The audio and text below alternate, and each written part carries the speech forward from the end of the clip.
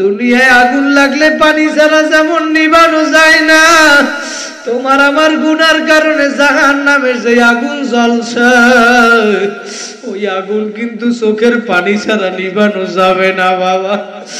দুনিয়ায় আগুন জ্বালানোর জন্য গ্যাসের প্রয়োজন হয়, লাকড়ির প্রয়োজন হয়। আমার মাওলা কোরআনে জানায় দেয় ওয়াকুদুহান নাসু ওয়াল হিজারা, আমি জাহান্নাম জ্বালাবো মানুষ আর পাথর দ্বারা।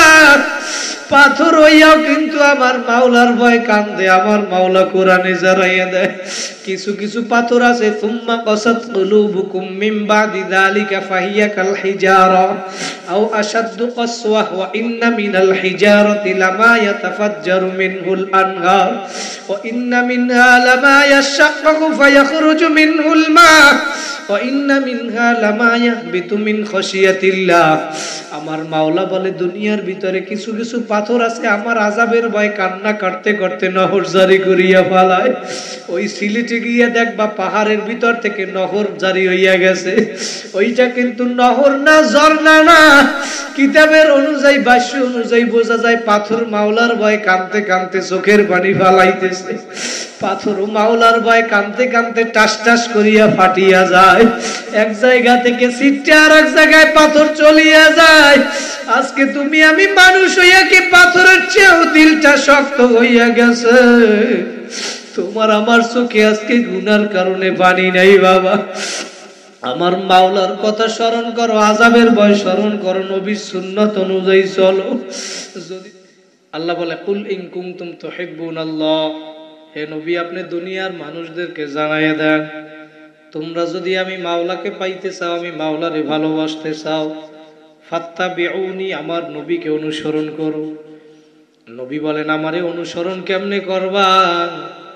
মান আহাব্বা সুন্নতি ফাকাদ আহাব্বানি ওয়া মান আহাব্বানি কানা মাই ফিল জান্নাহ। নবী বলেন যারা আমার সুন্নতকে মুহাব্বত করবা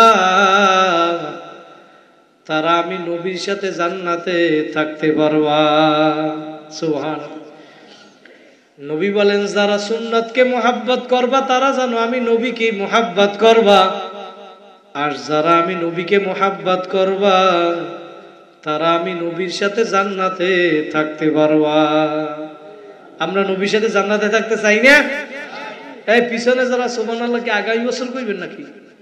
না আগামী বছর মাহফিলে কইবেন কোন নাকা? জোরে বলেন সুবহানাল্লাহ। একবার সুবহানাল্লাহ বললে এই আসমান জমিনের ভিতরে যত জায়গা সব আল্লাহ পাক নেকের দ্বারা ভরে দেয়, কি ঠিক না? এটা তো সবসময় বলি আমি, আপনারাও জানেন। তাহলে সুবহানাল্লাহ বলতে কিরূপনা করা যাবে না। অনেকে আবার আসন দিয়ে বসে থাকে, চিন্তা করছে আমি সুবহানাল্লাহ আলহামদুলিল্লাহ কইলে এবার আমার পাঠ নষ্ট হয়ে যায়। যদি যেই জবান আল্লাহ পাক দান করছে সেই জবান দিয়ে তুমি আল্লাহর নাম লইতে পারবা না, আল্লাহ কিন্তু জবান নিতেও সময় লাগবে না, কি ঠিক কিনা? কার কখন কোন জায়গায় মরণ আসবে কেউ জানে? আমাদের বরিশাল চরমনাইতে মাহফিল চলতেছে, আগামীকালকে সকালে মোনাজাত হবে। মাহফিল শুরু হয়েছে বুধবার দিন, পিসা হুজুরে বুধবার জহুরের পর উদ্বোধনীয় বয়ান করছে। বয়ানের ভিতরে হুজুরে বলতে আছে দূর থেকে কোথা থেকে জানি একজন সফরে আসছে, নতুন সাথী চরমনাইয়ের মাহফিলে। লঞ্চের ভিতরে অনেক লঞ্চ আসছে, লঞ্চের ভিতরে বসে রয়েছে। তো ওইখানে আসার পরে সে বলতেছে আমার লঞ্চের মধ্যে আর ভালো লাগে না, আমার একটু চরমনাইয়ের ময়দানে নিয়ে যাও। আল্লাহ হুজুরে বয়ান করে আমার চরমনাই আইতে দেরি, যেই ময়দানে আসছে হিল্লে দুল্লে পড়ে গেছে, সাথে সাথে দেখে দুনিয়া থেকে বিদায়। ও জানে যে চরমনাইয়ের ময়দানে ওর মরণ হইবে। আসরের পর স্টেজের পিছনে যেই মুরব্বী একজন অনেক আগে থেকে হুজুরগু নাস্তা বানায় স্টেজে, হুজুরে মাগরিবের পর বয়ান করে, সেই মুসল্লি আসরের পর দুনিয়া থেকে বিদায় হয়ে গেছে। মাগরিবের পরে তার জানাজা হইছে। কার কখন কোথায় মরণ আসবে কেউ জানে? ওই বেটা জীবনে চরমনাই আসে না, আর মরণ চরমনাইয়ের ময়দানে আইসে। এই জন্য আল্লাহর নবী বলে যার যেইখানে মরণ হবে তার সেইখানে যাওয়ার জন্য আল্লাহ পাক একটা প্রয়োজন সৃষ্টি করে দেয়, কি ঠিক কিনা? নবী সুলাইমানের সময় তার একটা উম্মতকে একবার পথের মধ্যে আজরাইলের সাথে সাক্ষাৎ হয়েছিল। তো আজরাইলের সাথে সাক্ষাৎ হওয়ার পরে ওই উম্মত ভয় পাইছে আজরাইলের বড় বড় চক্ষু দেইখা। এরপরে নবী তোরা এত কথা ওকায়, একেবারে চুপ করে থাকো, নাইলে উঠে যাওয়া লাগবে, সামনে আগাইবো, আরো সামনে আগাও, এই ফাঁকা জায়গায় সামনে আগাই বসেন। ওরা ছোট মানুষ একটু কথা বলবে, আর কথা বলবো না, সামনে আগাও। জিকির করেন লা ইলাহা ইল্লাল্লাহ লা ইলাহা ইল্লাল্লাহ লা ইলাহা ইল্লাল্লাহ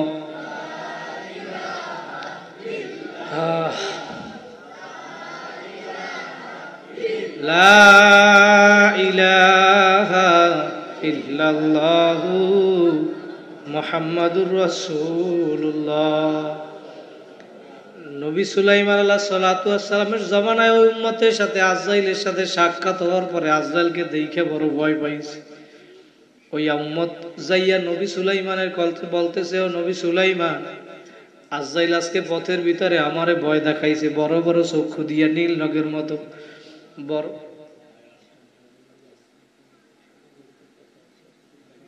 আচ্ছা ঠিক আছে, বলতেছে নবী আমার দিকে বড় বড় চক্ষু দিয়ে তাকাইছে, আমি দেখে বড় ভয় পাইছি, আপনি একটু আজরাইলকে বইলে দেন সে যেন এরকম উম্মতকে ভয় না দেখায়। নবী সুলাইমান এবার বলতেছে আজরাইলের সাথে পথের মধ্যে সাক্ষাৎ, বলে ও নবী, ও আজরাইল, তুমি আমার উম্মতদেরকে পথের ভিতরে কেন ভয় দেখাও? সে তো বড় বড় চক্ষু দিয়ে, তুমি তার দিকে কেন তাকাও? তারা তো দুর্বল উম্মত, তোমারে দেখে বড় ভয় পায়। তখন মালাকুল মউত ডাক দিয়ে বলে, ও নবী সুলাইমান, আপনার ওই উম্মতকে ভয় দেখানোর জন্য আমি তার দিকে তাকাই নাই, আমি তার দিকে তাকাইয়া তাকাইয়া আল্লাহর কুদরত দেখতেছিলাম, কিন্তু আমার মাওলা গায়বী ভাবে আমার ভয়ঙ্কর চেহারাটা তাকে দেখাইয়ে দিছে। এই চেহারাটা দেখার পরে তার ভিতরে মউতের ভয় চলিয়ে আসছে, আর সে আপনার কাছে গেছে ভয় পাওয়ার পরে। উম্মত গিয়া বলতেছে, ও নবী সুলাইমান, আমি বড় ভয় পাইছি, আপনি বাতাসকে হুকুম করেন বাতাস যেন আমারে দূরে নিয়ে এক জায়গায় রাইখে আসে। নবী সুলাইমান আলাইহিস সালাতু ওয়াস সালাম বাতাসকে হুকুম করলো উম্মতের মনোবাসনা পূরণ করার জন্য, কোনো প্রশ্ন না করিয়া বলে, বাতাস, আমার উম্মত ভয় পাইছে, ওরে উড়াইয়া তুমি দূরে এক জায়গায় নিয়ে রাইখে আস। বাতাস হুকুম পাওয়ার সঙ্গে সঙ্গে উড়াইয়া তাকে দূরে এক জায়গায় হাজার হাজার কিলোমিটার দূরে রাইখে আসে। মালাকুল মউত ডাক দিয়ে বলে, ও নবী সুলাইমান, ওই উম্মতকে ওর দিকে তাকাইয়া তাকে আমি মাওলার কুদরত দেখতেছিলাম। বলে কি কুদরত দেখতেছিলাম? বলে আমি তাকাইয়া তাকাইয়া দেখতেছি ওর মউতের হুকুম একটু পরেই হইয়া যাবে, আমি ওর জান কবজ করার জন্য প্রস্তুতি গ্রহণ করতে আসি, কিন্তু আমি তাকাইয়া দেখি ও এই জায়গায় আপনার আশেপাশে ঘোরাফেরা করতে আছে, ওর মউতের জায়গা হইছে হাজার হাজার কিলোমিটার দূরে। আমি এখন চিন্তা করি ও হাজার হাজার কিলোমিটার দূরে এই অল্প সময়ের মধ্যে কেমনে যাবে? ও আমার ভয়ঙ্কর চেহারাটা দেখে আপনার কাছে ভয় পাইয়া গেছে, আর আপনি বাতাসকে হুকুম করছেন বাতাস উড়াইয়া তাকে হাজার হাজার কিলোমিটার সেই জায়গায় রাইখে আসছে যেইখানে তার মরণ হবে। আজরাইল বলে, ও নবী সুলাইমান, আমি এই মাত্র ওর জান কবজ কইরা আপনার কাছে আসছি। কার কখন কোথায় মরণ হবে বাবা কেউ জানে না। এই ফেনী সদর হসপিটাল থেকে দৈনিক শত শত লাশ গ্রামের বাড়ি নিয়ে যায়, একবার যে চলিয়া যায় আর কোনো দিন আসে না। কথা বলেন ঠিক কি? মহিলাদেরকে 5টা সাদা কাপড়ের প্যাকেট বানাইয়া, পুরুষদেরকে 3টা সাদা কাপড়ের প্যাকেট বানাইয়া গ্রামের বাড়ি কবরে নিয়ে ফেলাইয়া রাখবে। একটু আসন দিয়া বসো, মাথাটা নত কইরা দাও, দিলটাকে আমার মাওলার সঙ্গে লাগাইয়া দাও, আর মনে মনে ভাবো কার মা নাই কার বাবা নাই, আমিও একদিন দুনিয়া থেকে বিদায় হইয়া যাব। দুনিয়া থেকে বিদায় হওয়ার পর এখন তুমি একটু মুরাকাবা করো, মরার আগে একটু মইরা দেখো। কবি বলছে রুহু তন সে উরগাই, মুর্দা কি হালাত কিয়া হুই। তোমার শরীর থেকে তোমার রুহুটা বের হইয়া গেছে, এখন দেখো তাকাইয়া তোমার লাশটা বইরে রইছে। এখন তোমারে আর কেউ বলবে না আব্দুল্লাহ ঘুমাইয়া রইছে, বলবে আব্দুল্লাহর লাশটা বইরা রইছে। আব্দুর রহিমের লাশটা বইরা রইছে। এখন তুমি তাকাইয়া দেখো, যেই সন্তানের জন্য মাথার গাম পায়ে ফেলাইয়া, যেই পরিবারের জন্য ঘর বানাইলা, বিল্ডিং বানাইলা, দালান বানাইছো, তোমার লাশটা আজকে ওই ঘরের ভিতরেও জায়গা দিবে না। লাশটা নিয়ে এখন বাড়ির সামনে উঠানের ভিতরে ফেলাইয়া রাখবে। তোমার সন্তান আইসা ডাকবে, বাবা বাবা, কই জব তো আর দিবা না। ও আমার ফেনীর সরস্বতীর যুবক ভাইরা, আমার মুরব্বী বাবারা, পর্দার আড়ালের মা বোনেরা, কোন দুনিয়ার পাগল হইছো, কোন দলের পাগল হইছো, কোন নেতা নেত্রীর পাগল হইছো? বাবা একটু আসন দিয়া বইসা মনটাকে একটু প্রশ্ন করো, কেন দুনিয়া আসলাম? আমার মাওলা কেন দুনিয়ায় পাঠাইলো? আর কি করতেছি? আর কি নিয়ে আমার মাওলার কবরে রওনা করছ? এই হিসাব নিকাশ মিলাইয়া তারপর আমার মাওলার কবরে গিয়া শুইও। ভাইয়া, মরণ থেকে কিন্তু কেউ পালাইতে পারবা না। নবীর তরিকা মাইনা, আমার মাওলার হুকুম মাইনা দুনিয়ায় যদি চইলা যাইতে পারো, ভাইরা কবরে কিন্তু কোন দলের পরিচয় চলবে না। নবী বলেন, আল কবরু রাওযাতুম মির রিয়াজিল জান্নাহ। ভালো আমল কইরা যদি কবরে আসতে পারো, তোমার কবরটা জান্নাতের বাগান হইয়া যাবে। আর যদি নাফরমান হইয়া কেউ কবরে যাও, বেনামাজি হইয়া, বেপরদায় চইলা, সুদখোর ঘুষখোর হইয়া যদি কবরে যাও, নবী বলেন, হুফরাতুম মিন হুফারিন নার। ওই বেনামাজির জন্য, নাফরমানের জন্য কবরটা একটা জাহান্নামের গর্ত হইয়া যাবে। বাবা, ওই জাহান্নামের আযাব সহ্য করার শক্তি দুনিয়ার কোনো মানুষের নাই। এই জন্য দুনিয়ার ভিতরে সময় থাকতে আমার মাওলার হুকুম মাইনা যাওয়া লাগবে। ভাইরা, দুনিয়ার ভিতরে কোনো পরীক্ষায় যদি একবার কেউ ফেল করে, আর একবার পরীক্ষা দিয়ে পাশ করা যায়। একবার যদি কোনো ব্যবসার ভিতরে লস হয়, আর একবার লাভবান হওয়া যায়। কিন্তু তোমার আমার যে আখিরাতের 5টা মামলা দাঁড়াইয়া রইল, আল্লাহু আকবার, মৃত্যুর মামলা, কবর, মিজান, হাসর, ফলসিলাতের মামলা, ওই একটা মামলা যদি কেউ ঠগ, দ্বিতীয়বার দুনিয়াতে আইসা জিতবার কিন্তু আর আশা নাই। কথা বলেন ঠিক কিনা? এই জন্য বাবা, দুনিয়ার ভিতরে আমার মাওলার হুকুম মানা লাগবে, নবীর সুন্নাত অনুযায়ী চলা লাগবে। ভাইরা, নবীর সুন্নাত অনুযায়ী চলতে কিন্তু আমার মাওলা নিজেই বলছে। কথা বলেন ঠিক কিনা? আমার নবী বলে, যারা আমার সাথে আমার সুন্নাত মোহাব্বত করবা, তারা যেন আমি নবীকে মোহাব্বত করবা। আর যারা আমি নবীকে মোহাব্বত করবা, ভাইরা, নবীর জন্য কি মায়া হয় না? যেই নবী আপনার আমার জন্য তার সারা জীবন চোখের পানি ছিল, এমনকি ইন্তেকালের সময় যেই নবী আমারে আপনারে বলে নাই। কিন্তু আমরা মানুষ হইয়া এমন নেমক হারাম হইলাম, আজকে গাছ হইয়াও আমার নবীরে চিনল, মাছ হইয়াও নবীরে চিনল, পশু পাখি আমার নবীরে চিনল, কিন্তু আমরা মানুষ হইয়া নবীরে চিনতে পারো নাই। ভাইরে, হযরত জাবের রাদিয়াল্লাহু তাআলা আনহু বর্ণনা করে, একবার আল্লাহর রাসূল সাল্লাল্লাহু আলাইহি ওয়াসাল্লাম ঘুমায়া রইছে। জাবের রাদিয়াল্লাহু তাআলা আনহু বর্ণনা করে, আমি পাহারা দিতেছিলাম, আল্লাহর রাসূল ঘুমায়া রইছে। আমি তাকাইয়া দেখি যখন আল্লাহর নবী ঘুমায়, তখন দেখি দূর থেকে একটা গাছ মানুষের মতো হাইটে হাইটে আল্লাহর রাসূলের মাথার কাছে আইসা দাঁড়াইলো। জোরে বলেন সুবহানাল্লাহ। জাবের রাদিয়াল্লাহু তাআলা আনহু বর্ণনা করে, আমি দেখি তাকাইয়া গাছটা আল্লাহর রাসূলের মাথার কাছে কতক্ষণ দাঁড়ানোর পর ওই গাছটা আবার তার নিজের জায়গায় যাইয়া লাইগা গেছে। মনে হয় না যে গাছটা একবার উঠা তার মাথার কাছে আসছিল। আল্লাহু আকবার। জাবের রাদিয়াল্লাহু তাআলা এই ঘটনা দেখার পর আল্লাহর রাসূল ঘুম থেকে উঠলো। ঘুম থেকে ওঠার পরে জাবের এবার বলতেছে, ও নবী, আপনি যখন ঘুমাইয়াছিলেন তখন আমি একটা জাদু দেখছি, জাদু। আল্লাহর নবী বলে, জাবের তুমি কি জাদু দেখছো? বলে আপনি যখন ঘুমাইয়াছিলেন ওই দূর থেকে ওই গাছটা মানুষের মতো হাইটা হাইটা আপনার মাথার কাছে এসে দাঁড়াইলো। কতক্ষণ দাঁড়াইয়া আপনার চেহারার দিকে তাকাইয়া রইছে,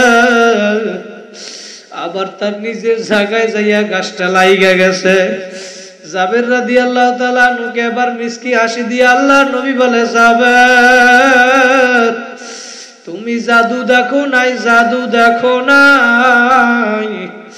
ওই গাছটা যখন দূর থেকে আমি নবীরে দেখতেছিল, ওর মন ভরতেছিল না, তখন ওই গাছটার জবান আমার মাওলা কইলা দিছে। জবান ডাক দিয়া বলে মালিক, গাছটায় ডাক দিয়া বলতেছে, আল্লাহ তোমার বন্ধু আমার এত কাছে ঘুমাইয়া রইছে, অনুমতি দাও আমি একটু তোমার বন্ধুর মাথার কাছে যাইয়া মন ভইরা দেখি। গাছ হইয়াও আমার নবীরে ছিল, কিন্তু আমরা কপাল পোড়া মানুষ হইয়া আমার নবীরে চিনতে পারি নাই। আল্লাহ নবী বলে, জাবের আমার ওই গাছটার দোয়া আমার মাওলা কবুল করিয়া ফেলাইছে। জোরে বলেন আল্লাহু আকবার। গাছ হইয়া যদি আমার নবীরে চিনতে পারে, মাছ হইয়া পশু পাখি হইয়া যদি আমার নবীরে চিনতে পারে। আল্লাহ রসুল বিদায় হজের সময় যখন উট কুরবানি করতেছিল, বিদায় হজের সময় আল্লাহ রসুল 100 উট কুরবানি করছে, 40টা উট আল্লাহ রসুল নিজের হাতে জবাই করছে। জোরে বলেন সুবহানাল্লাহ। আরগুলা জবাই করছে হযরত আলী রাদিয়াল্লাহু তাআলা আনহু। বাইরা কিতাবের ভিতরে আসছে, যখন আল্লাহ নবী উটগুলা জবাই করতেছিল তখন ওই উটের ভিতরে প্রতিযোগিতা শুরু হইয়া গেছে, কার আগে কে যাইয়া আল্লাহ নবীর ছুরির নিচে গলা লাগাইবে। উট হইয়া আমার নবীরে চিনল। সাহাবায়ে কেরাম সেই নবীরে কেমন ভালোবাসলো। আল্লাহু আকবার। আল্লাহ রসুল একদিন রাত্রবেলা ঘুমাইয়া রইছে, এই ঘুম থেকে উঠে একটা পাত্রের ভিতরে আল্লাহ রসুল পেশাব করছিল। এই পেশাব করার পরে অন্ধকারের ভিতরে পাশে সেইটা রাইখা দিল। আল্লাহু আকবার, আল্লাহু আকবার। তার খাদেম ছিল, গোলাম ছিল উম্মে আইমান রাদিয়াল্লাহু তাআলা আনহু। উম্মে আইমান রাদিয়াল্লাহু তাআলা আনহু রাত্রবেলা তার এমন পরিমাণে পানির পিপাসা লাগছে, তার পানির পিপাসার কারণে সে ঘুম থেকে জায়গা গেল। ঘুম থেকে উঠে এখন অন্ধকারের ভিতরে পাশে হাত দিয়া দেখে একটা পাত্র রাখা, যেইটার ভিতরে পানি। দইরা দেখে পানির মতো তরল, নাকের কাছে নিয়ে দেখে এমন সুগেরান আর জীবনে কোনোদিন পায় নাই। এখন তার পানির পিপাসায় আর মন মানতেছিল না। সে অন্ধকারের ভিতরে এখন ঘেরান পাওয়ার পরে ওই পাত্রের পানি সে পান কইরা ফেলাইছে। আল্লাহর নবী সকালবেলা উঠে বলে, উম্মে আইমান পাত্রে কিছু জিনিস রাখা আছে, বাইরে নিক্ষেপ কইরা আসো। একবার বলে যা, উম্মে আইমান কোনো কথা বলে না। আল্লাহর নবী 2 বার বলে, কোনো কথা বলে না। 3 বারের পর বলে, ও ইয়া রাসূলুল্লাহ, ইয়া হাবিবাল্লাহ, আপনি যেই পাত্রর পানি আমারে নিক্ষেপ করতে বলছেন সেইটা তো আমি রাত্রি নিক্ষেপ করিয়া ফেলাইছি। আল্লাহ নবী আর বুঝতে বাকি নাই, বলে কোথায় নিক্ষেপ করছো? উম্মে আয়মান এবার পেটকে দেখাইয়া বলে, ও নবী আমি পেটে নিক্ষেপ করছি। জোরে বলেন আল্লাহু আকবার। আমার নবী বলে, এইটা তো আমার পেশাব ছিল। উম্মে আয়মান বলতেছে, নবী আমি রাত্রবেলা অন্ধকারের ভিতরে পিপাসার কারণে উইঠা দেখি ভাতের কাছে পেয়ালা, পাত্রের ভিতরে পানির মতো তলন, এমন সুগেরান আমি আর মনকে মানাইতে পারি না, আমার মনের অজান্তেই আমি পান কইরা ফালাইছি। নবী নবী ডাক দিয়া বলে, উম্মে আয়মান তুমি পেশাব পান করছো, তুমি কিয়ামত পর্যন্ত তোমার শরীরকে তুমি জাহান্নাম থেকে বাঁচাইয়া ফেলাইছো। আল্লাহ নবী বলে, উম্মে আয়মান শুধু তাই নয়, তুমি আমার পেশাব পান করার কারণে যতদিন তুমি দুনিয়ায় বাইসা থাকবা ততদিন তোমার আর জীবনে কোনোদিন ক্ষুধা লাগবে না। ভাইরা আমি যেইটা বুঝাতে চাইলাম, আল্লাহ নবীর পেশাব পান করার পরে যদি সে জাহান্নাম থেকে বাঁচতে পারে, চিরজীবনের জন্য চিরস্থায়ী যদি জান্নাতি হইতে পারে, আল্লাহ নবীর সুন্নাত অনুযায়ী চললে তুমি আমি কেন জান্নাতে যাইতে পারবো না? ও আমার ফেনীর যুবক ভাইরা, আমার মুরব্বী বাবারা, পর্দার আড়ালের মা বোনেরা, যেই নবীর জন্য গাছ হইয়া পাগল ছিল, মাছ পশু পাখি হইয়া পাগল ছিল, সেই নবীর জন্য আজকে তোমার আমার মায়া লাগে না। যেই নবী ইন্তেকালের সময়ও তোমারে আমারে বলে না। আল্লাহর নবী চিরজীবন কিন্তু দুনিয়ায় থাকতে পারে নাই। বাবা, চিরজীবন দুনিয়ায় থাকার জায়গা না, তুমিও আমি কিন্তু থাকতে পারবো না। আল্লাহ নবীর যেই দিন ইন্তেকাল হবে, মালাকুল মউত আইসা যখন আল্লাহ নবীর ঘরের দরজায় আঘাত করছিল বাইরা, তখন আল্লাহর নবীর আঘাত পাওয়ার পরে ভিতর থেকে আল্লাহর নবীর কলিজার টুকরা মেয়ে ফাতেমা রাদিয়াল্লাহু তাআলা আনহা দরজা না খুইলা বলে, বাহিরে কে, তোমার কি প্রয়োজন? আমার কাছে বলো, আমার বাবা বুকের ব্যথায় অসুস্থ। মালাকুল মউত ডাক দিয়ে বলে, ফাতেমা তোমার কাছে বললে হবে না, আমারে নবীর সাথে সাক্ষাৎ করতে দাও। ভাইরা, মালাকুল মউত কারো দরজায় যাওয়ার জন্য কি অনুমতি লাগে? কারো দরজায় যাওয়ার জন্য অনুমতি লাগবে না। তাকাইয়া দেখবা দুনিয়ার ভিতরে মা ঘুমাইয়া রয়েছে, পাশ থেকে সন্তানকে নিয়ে যায়, দাদা ঘুমাইয়া রয়েছে, পাশ থেকে নাতিকে নিয়ে যায়, স্বামী ঘুমাইয়া রয়েছে, পাশ থেকে স্ত্রীকে নিয়ে যায়। কথা বলেন ঠিক কিনা? মালাকুল মউত কারো দরজায় যাওয়ার জন্য অনুমতি লাগে না। দুনিয়ার ভিতরে একজন হইছিল যিনি আপনার আমার মায়ার নবী, তার কাছে আমার মাওলা পাঠাইয়া বলছে, আজরাইল আমার বন্ধুর কাছে যাও কবজ করার জন্য, জান কবজ করার জন্য, কিন্তু আমার বন্ধুর অনুমতি চাইবা। যদি আমার বন্ধু তোমারে অনুমতি দেয় তারপরে জান কবজ করবা, আর যদি আমার বন্ধু অনুমতি না দেয় তাহলে তুমি আবার ফিরিয়ে আসবা। আল্লাহ নবীর কাছে যখন অনুমতি চাইলো জান কবজ করার জন্য, এদিকে ফাতেমা রাদিয়াল্লাহু তাআলা না 2-3 বার দরজা তো আর খোলে নাই। মালাকুল মউত আসছে না কে আসছে ফাতেমা তো আর জানে না। আল্লাহ নবীর কাছে গিয়া বলে, নবী দরজার বাহিরে কে আসছে? দুনিয়ার কার এত বড় সাহস? আল্লাহ নবী ডাক দিয়া বলে, ফাতেমা দরজার বাহিরে যে আসছে দুনিয়ার আর কেউ না, দরজার বাহিরে যে আসছে সে হইল মালাকুল মউত আজরাইল। ফাতেমা এখন আরো কান্না শুরু করিয়া দিছে, বলে, আব্বাজান মালাকুল মউত আসছে কাকে নেওয়ার জন্য, আপনারে নাকি আমারে? আল্লাহর নবী বলে, ফাতেমা আমারে নেওয়ার জন্য আসছে। ফাতেমা এখন আরো চিল্লাইয়া কান্দে। বাইরা দেখবেন দুনিয়ার ভিতরে খেয়াল কইরা দেখবেন, আল্লাহর নবী বইলা গেছে, বলছে মেয়েরা বাবারে বেশি ভালোবাসে, বাবারাও মেয়েরে বেশি ভালোবাসে। আমার একটা ছোট্ট বাচ্চা আছে 3 বছর মেয়ে, ও আজকে 2-3 দিন আমি বাসায় নাই, কিন্তু ওর পরাণে মন মানে না, ছোট বাচ্চা কিছু বোঝে না। তারপরে আমারে ফোন দিয়া বলে, বাবা তুমি কখন আসবা, কখন আসবা? ভাইরা, মেয়েরা বাবারে বেশি ভালোবাসে। আল্লাহর নবীর এই কথা শোনার পরে ফাতেমা রাদিয়াল্লাহু তাআলা আরো কান্না শুরু করিয়া দিছে। আল্লাহর নবী বলে, ফাতেমা তুমি কান্দিও না, কান্দিও না, তুমি টেনশন কইরো না, 6 মাস পরে তোমার আমার সাক্ষাৎ হবে। ফাতেমার আর বুঝতে বাকি নাই, ফাতেমা এখন চিন্তা করে 6 মাস পরে আমিও দুনিয়া থেকে বিদায় হয়ে যাব। ফাতেমা রাদিয়াল্লাহু তাআলা না যেই দিন দুনিয়া থেকে বিদায় হবে, আল্লাহ নবী সেই দিন রাত্রে ফাতেমার ঘরে আইসা স্বপ্ন দেখাইছে। আল্লাহু আকবার। আইসা আল্লাহ রাসূল স্বপ্নে দেখায়, অন্ধকারের ভিতরে ফাতেমা রাদিয়াল্লাহু তাআলা না স্বপ্ন দেখে, অন্ধকারের ভিতরে নবী ফাতেমার ঘরে আইসা কি যেন খোঁজ করে, কি যেন খোঁজ করে। ফাতেমা বলতে আছে, আব্বাজান আপনি কি খোঁজ করেন? বলে, ফাতেমা আমি অন্ধকারের ভিতরে আমি ফাতেমারে খোঁজ করি, তোমারে খোঁজ করি, তোমারে আমি নিতে আসছি।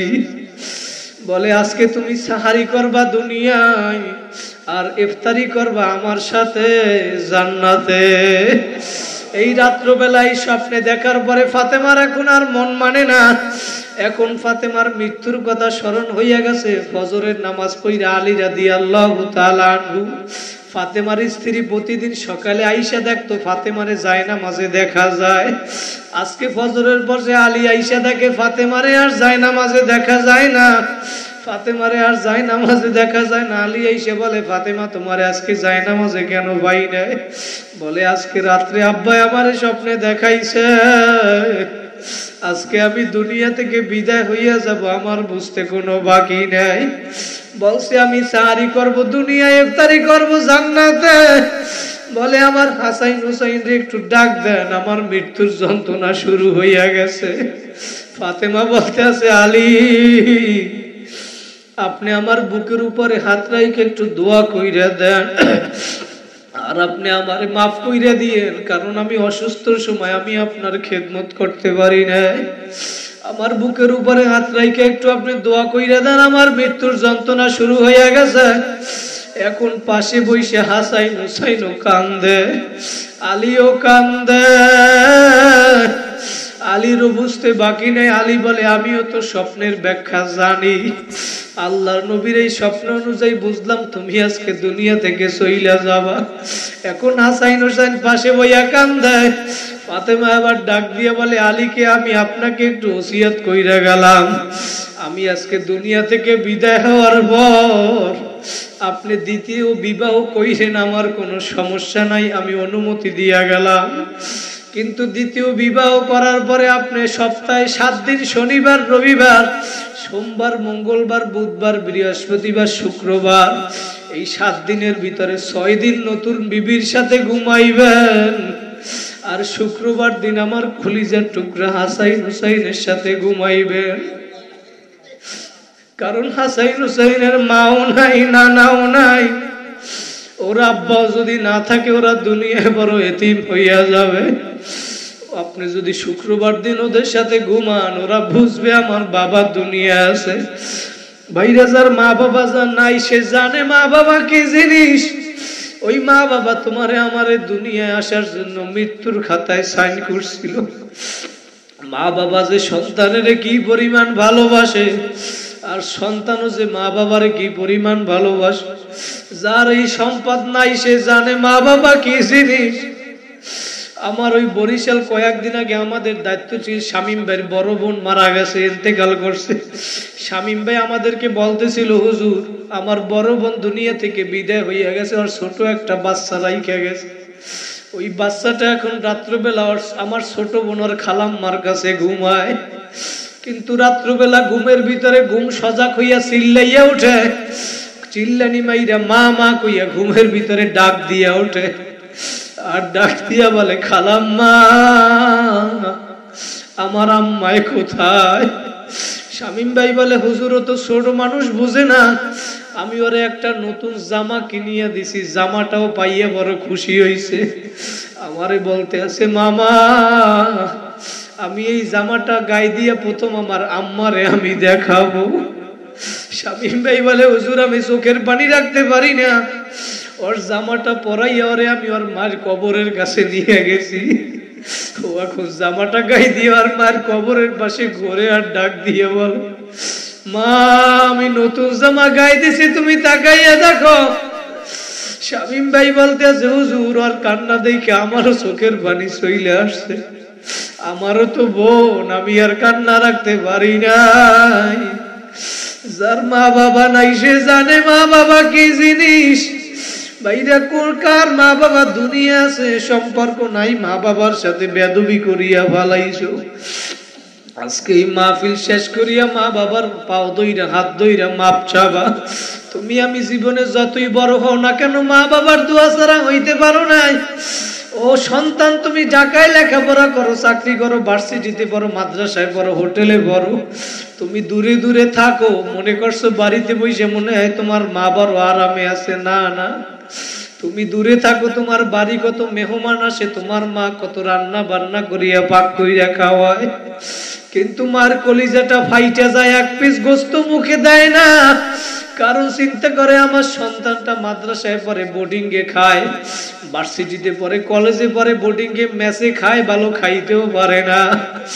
ওর মুখে দেওয়া সারা রাত পর্যন্ত মায়ের মুখে আর খানা যায় না। সবাই রে খাওয়াইয়া দাওয়াইয়া মা এক ফোঁটাও ভাত লোকমা মুখে দেয় না।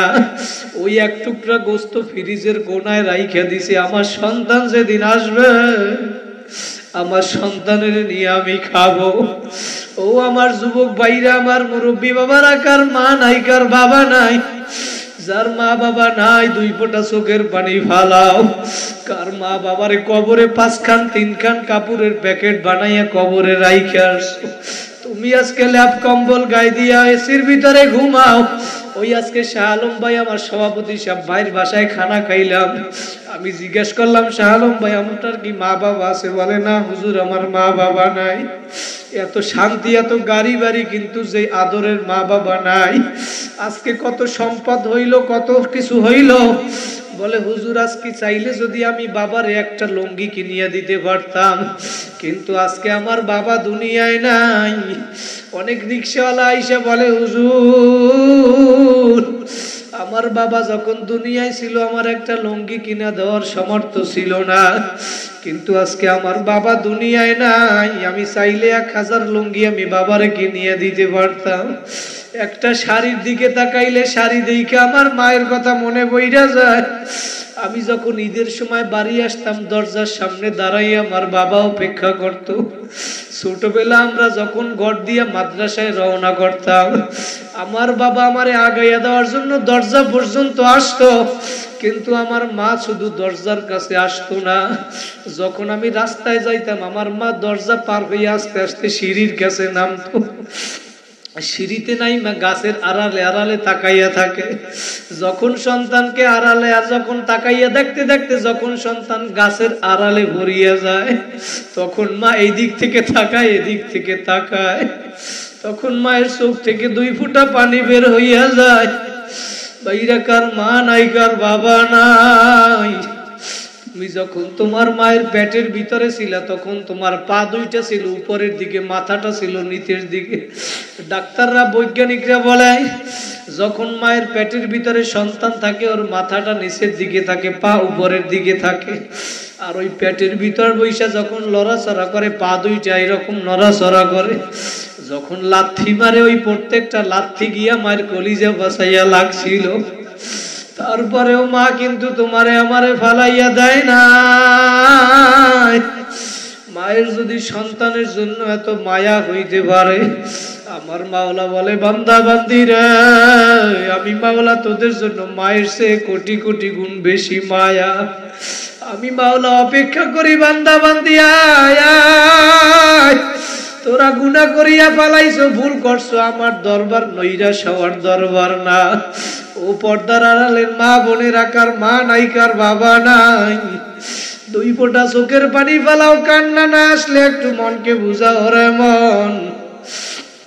যেই ঘর দিয়া তুমি একদিন নতুন বধূ হইয়া উঠছিলা, সুন্দর শাড়ি পইরা উঠছো, কত মানুষ শরবত পান করাইলো, বাতাস করলো।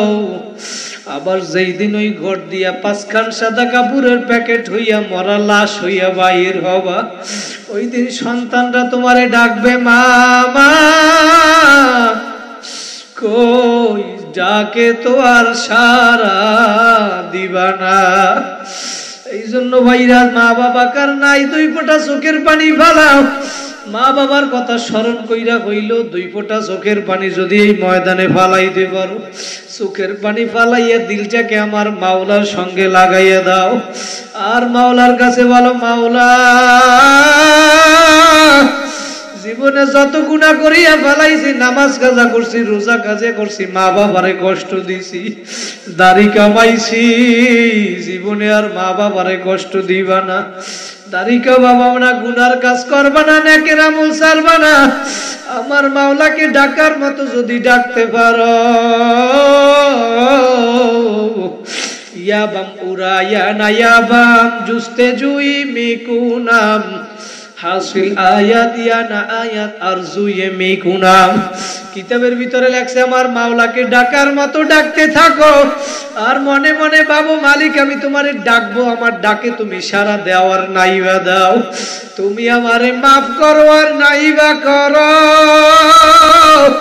আমি তোমার দরবার ছাড়বো না, তোমার দরবারে তোমারে আমি ডাকা বন্ধ করব না। তুমি আমারে মাফ করো আর নাইবা করো। ভাইরা তোমার আমার দিল আজকে শক্ত হইয়া গেছে, চোখে পানি নাই, দিল শক্ত হইয়া গেছে। গুনার কারণে আজকে চোখে পানি নাই। নবী বলে উম্মতেরা কান্দো কান্দো, দুই ফোঁটা চোখের পানি ফালাও, যদি কান্না না আসে ইবকু ইবকু ফাইল্লাম তাবকু ফাতাবাকু, যদি কান্না না আসে কান্নার বাহানা করতাতেও সওয়াব, কান্না না আসলে একটু কান্নার বাহানা কর। নবী অন্য হাদিসে বলে মান বাকা মিন খাশিয়াতিল্লাহ হারামাল্লাহু তিলকাল আইন আলান নার, যেই চক্ষু আমার মাওলার ভয়ে কাঁদবি ওই চক্ষু আমার মাওলা জাহান্নামে দিবে না। দুনিয়ায় আগুন লাগলে পানি ছাড়া যেমন নিভানো যায় না, তোমার আমার গুনার কারণে জাহান্নামের যে আগুন জ্বলছে ওই আগুন কিন্তু চোখের পানি ছাড়া নিভানো যাবে না বাবা। দুনিয়ায় আগুন জ্বালানোর জন্য গ্যাসের প্রয়োজন হয়, লাকড়ির প্রয়োজন হয়। আমার মাওলা কোরআনে জানায় দেয় ওয়াকুদুহান নাসু ওয়াল হিজারা, আমি জাহান্নাম জ্বালাবো মানুষ আর পাথর দ্বারা। পাথর হইয়াও কিন্তু আমার মাওলার ভয় কান্দে, আমার মাওলা কোরআনে জানাইয়া দেয় কিছু কিছু পাথর আছে তুম্মা কাসাত কুলুবুকুম মিন বাদি যালিকা ফাহিয়া কাল হিজারা আও আশাদ্দু কাসওয়া ওয়া ইন্না মিনাল হিজারাতি লামা ইয়াতাফাজ্জারু মিনহুল আনহার ওয়া ইন্না মিনহা লামা ইয়াশাক্কাকু ফায়াখরুজু মিনহুল মা ওয়া ইন্না মিনহা লামা ইয়াহবিতু মিন খাশিয়াতিল্লাহ। আমার মাওলা বলে দুনিয়ার ভিতরে কিছু কিছু পাথর আছে আমার আযাবের ভয় কান্না করতে করতে নহর জারি করিয়া ফেলায়। ওই সিলেটে গিয়ে দেখবা পাহাড়ের ভিতর থেকে নহর জারি হইয়া গেছে, ওইটা কিন্তু নহর না ঝর্ণা না। কিতাবের অনুযায়ী ভাষ্য অনুযায়ী বোঝা যায় পাথর মাওলার ভয় কাঁদতে কাঁদতে চোখের পানি ফালাইতেছে। পাথর মাওলার ভয় কাঁদতে কাঁদতে টাস টাস করিয়া ফাটিয়া যায়, এক জায়গা থেকে ছিটে আর এক জায়গায় পাথর চলিয়া যায়। আজকে তুমি আমি মানুষ হইয়া কি পাথরের চেয়েও দিলটা শক্ত হইয়া গেছে। তোমার আমার চোখে আজকে গুনার কারণে পানি নাই বাবা। আমার মাওলার কথা স্মরণ করো, আযাবের ভয় স্মরণ করো, নবীর সুন্নাত অনুযায়ী চলো। যদি চলতে পারো আস্তে আস্তে তোমার দিলটা নরম হইয়া যাবে বাবা।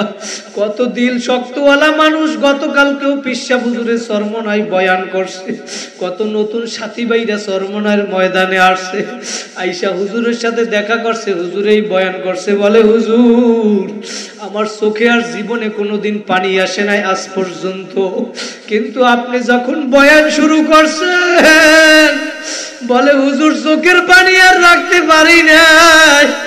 সাথীদেরকে ডাক দিয়া বলে তোরা আমারে চরমনায় আগে কেন আনো নাই। কত মদখোর গাঁজাখোর চরমনার ময়দানে আইসা আল্লাহর ওলি হইয়া গেছে। আল্লাহু আকবার। আমি দাওয়াত দিয়া গেলাম বাবা আজ চরমনার ময়দানে যাইয়েন। এবছর যাইতে পারে না, আগামী নভেম্বর ফেব্রুয়ারি মাসে চরমনার মাহফিলে যাবে। ওইখানে গেলে আল্লাহর ওলিদের দেখবেন বাইরে একজন আর কান্না দেখলে কিন্তু আর একজন আর এমনি কান্না বের হইয়া যায়। আমাদের ওই মরহুম আল্লাহর কুতুব সৈয়দ ফজলুল করিম রাহমাতুল্লাহি আলাইহি মানুষের কাছে কাছে যাইতেন আর পাও দইরা বুঝাইতেন বাবা গুনার কাজ ছাড়ো, নেকের আমল ধরো, গুনার কাজ ছাড়ো, নেকের আমল ধরো, আমার মাওলারে নিয়ে কবরে যাও। আমরাও পায়ে হাত দিয়া বলিয়া গেলাম গুনার কাজ ছাড়ো, নেকের আমল ধরো, আমার মাওলারে নিয়ে কবরে যাও। যদি আমার মাওলারে নিয়ে কবরে যাইতে পারো তোমারে আমারে আমার মাওলা মাফ করতে দেরি করবে না। ভাইরা আমার হুকুম মাইনা নবীর সুন্নাত অনুযায়ী চইলা আমরা কবরে যাব। কারা কারা রাজি আছেন? আর একবার দুইটা হাত জাগাইয়া জোরে আল্লাহ বলিয়া ডাক দেন। আমার মাওলা দেখু কর্দরাত্র হইয়া গেল, আরো জোরে ডাক দেন আল্লাহ। ভাইরা দুনিয়ার ভিতরে যদি আপনি সুন্নাত অনুযায়ী চলেন, নবী অন্য হাদিসের ভিতরে বলে মান তামাসসাকা বিসুন্নতি ইনদা ফাসাদি উম্মতি ফালাহু আজরু মিআতি শাহীদ।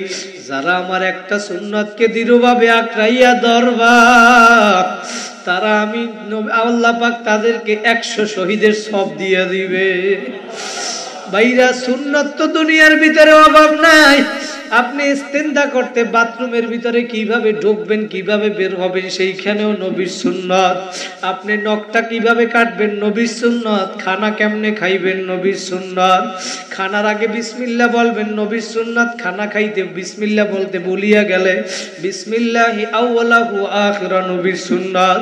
খানার শেষে আলহামদুলিল্লাহ, নবীর সুন্নাত। ভাইরা নবীর সুন্নাত এমন কোন সাইড নাই যেখানে নাই নবীর সুন্নাত নাই। আপনি প্যান্ট পরছেন, আগে ডান পাওটা আগে ঢুকাইছেন, শার্ট পরছেন, গেঞ্জি পরছেন, আগে ডান হাতেরটা আগে ঢুকাইবেন। আল্লাহু আকবার। নবীর সুন্নাত যদি আদায় করতে পারো, আল্লাহু আকবার, আল্লাহু আকবার। সুন্নতের মধ্যে আবার নবীর বড় সুন্নাত হইল এই দাড়ি। এই দাড়ি মোবারক যদি আপনি রাইখা দিতে পারেন, কবরে যাওয়ার পরে বাইরে কিন্তু কোন দলের পরিচয় চলবে না। চলবে? তিনটা কবরে প্রশ্ন করবে, এর ভিতরে একটা হইল আমার নবীর সামনে দেখাইয়া বলবে, মা হাদার রাজুল, এই ব্যক্তিকে, এরে কি তুমি চিনো? ও আমার ফেনীর যুবক ভাইরা, আমি প্রশ্ন রাইখা গেলাম, ওই নবীর চেহারার সাথে যদি তোমার চেহারার কোনো মিল না থাকে, নবীর পোশাকের সাথে যদি তোমার পোশাকের মিল না থাকে, তাহলে তুমি ওই দিন নবীর সামনে কিভাবে দাঁড়াবা? আমার নবীর চেহারার ভিতরে এমন কি সাহাবায়ে কেরাম দুনিয়ার ভিতরে যারা ছিল, আজ পর্যন্ত কেউ বলতে পারবে না একজন সাহাবী দাড়ি ছাড়ছে অথবা কামাইছে। নবীর দাড়ি কামায় নাই, ছাটে নাই, তাহলে তুমি আমি কোথায় এখন ফতুয়া পাইছো, দলিল পাইছো? আজকে যারা দাড়ি কাটো, কামাও নবীর কথা অনুযায়ী, বর্তমানে বৈজ্ঞানিকরা বলে যারা দাড়ি কামাইবে চেহারার সৌন্দর্য নষ্ট হইয়া যাবে, যারা দাড়ি কাটবে অথবা ছাড়বে তাদের চোখের পাওয়ার কমিয়া যাবে, যৌবন শক্তি কমিয়া যাবে। আমার নবী বলছে 1500 বছর আগে। বর্তমান বৈজ্ঞানিকরা এখন বাইর করছে, এই জন্য দেখবেন বর্তমানে বিধর্মীরাও কিন্তু দাড়ি রাখে। কথা বলেন ঠিক কিনা? অনেক হিন্দুরাও স্টাইল করিয়া দাড়ি রাখে, কারণ ওরা জানে এই দাড়ি কামাইলে যৌবন কমিয়া যাবে, চোখের পাওয়ার কমিয়া যাবে, চেহারা সৌন্দর্য নষ্ট হইয়া যাবে। ভাই রামজারা যারা দাড়ি রাখছি আমরা কিন্তু না বুঝা রাখি নাই বাবা। আমরা যারা দাড়ি রাখছি আমাদেরকে খারাপ দেখায় এমনও না বাবা, আমরা কিন্তু বুঝা শুই না তারপর দাড়ি রাখছি। শয়তানে কিন্তু আমাদেরকেও ধোঁকা দেয়। তারপরে যদি এখন কেউ বলে 1 কোটি টাকা দেব দাড়ি কামাও, কিন্তু কামাবো না। 1 কোটি টাকা দেব জামা গায়ে দি কইলে প্যান্ট শার্ট পরো, না না, কোনোদিনও প্যান্ট শার্ট পরবো না।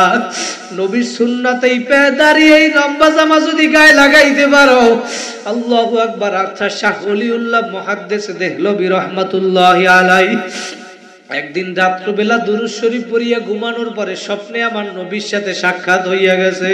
জোরে বলেন সুবহানাল্লাহ।